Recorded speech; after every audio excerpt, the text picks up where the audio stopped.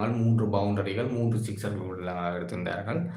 பந்து வீச்சில் வந்து பார்த்தீங்கன்னா, இதுதான் கிரிக்கெட் வரலாற்றிலேயே, அதாவது ஓடிஐ கிரிக்கெட் வரலாற்றிலேயே இதுவரை இடம்பெறாத ஒரு சாதனை ஒன்று இடம்பெற்றிருக்கின்றது. என்னென்றால், நேற்று முதலில் துடுப்படுத்த பங்களாதேசுக்கு எதிராக வந்து பந்து வீசிய வெஸ்ட் இண்டீஸ் அணி வந்து பார்த்தீங்கள் என்றால் 50 ஓவர்களையும் முழுமையாக சுழல் பந்து வீச்சாளர்களை கொண்டு பந்து வீசியிருக்கிறார் சாய் ஹோப்.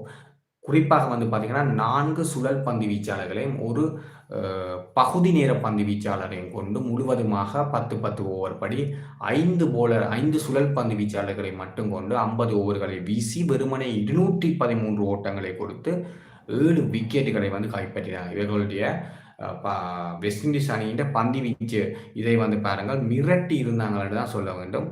அகில் கொசைன் வந்து பார்த்தீங்கள் என்றால் 10 ஓவர்கள் 1 மெரின் 41 ஓட்டங்களை கொடுத்து 2 விக்கெட்டுகளை வந்து வீழ்த்தியிருந்தார். ரோஸ்டன் சேஸ் வந்து பார்த்தீங்கன்னா 10 ஓவர் 2 மெரின்கள் 44 ஓட்டங்களை கொடுத்து எந்தவித விக்கெட்டுகளும் இல்லை.